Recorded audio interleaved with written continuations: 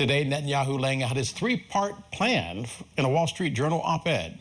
National political correspondent Alex Miller is in New York with more on that plan and on today's key meeting between the Biden administration and Netanyahu's top ally.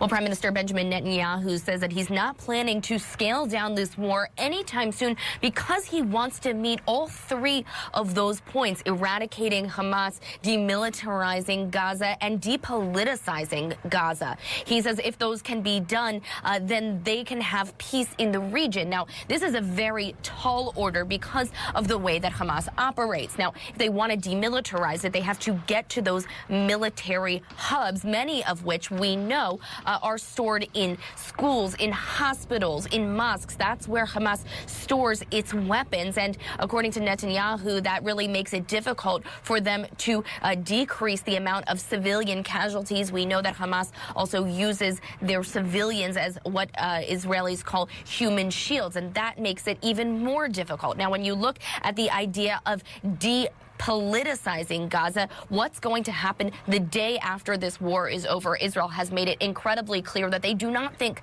the Palestinian Authority and Mahmoud Abbas should be the ones taking over. They say it's because of the way they behaved before they were really booted from the region in 2007 that they were not able to de-radicalize the region. Then they say because Abbas has not condemned the October 7th massacre that they won't be able to do it now. And then one other thing Netanyahu has talked about in this op-ed, he specifically focused on what is taught in schools, where he says children are taught to praise the murder of Jews. All of this, he says, is possible, and he looks to Germany and Japan as examples because he says they were able to de-radicalize after World War II, grow relations with the United States, and are now promoters of peace throughout the world. He also talks about the Arab countries that have really formed relations with Israel because of the Abraham Accords, both business and through their education. He says that can also be a beacon for the region. Now, there is this meeting that is underway in Washington with Ron Dermer, Netanyahu's closest official. They want to talk about scaling down the war. The Americans want to talk about scaling down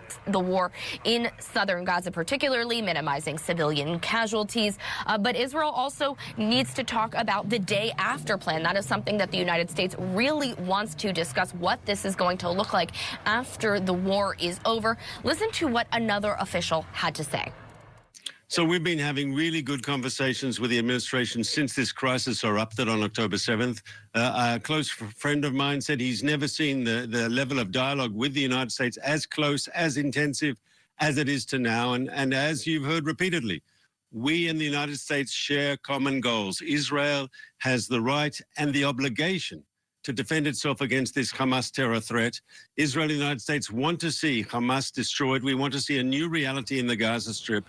Now, Netanyahu has been very clear that this war will not end as long as there are hostages remaining in Gaza. More than 100 remain there. According to Reuters, there was a peace plan put out on Monday, put out by the Egyptians that would call for a ceasefire, the release of the remaining hostages. According to this report, though, Hamas and the Islamic Jihad, both of which hold hostages right now, rejected this deal. Alex Miller, Scripps News, New York.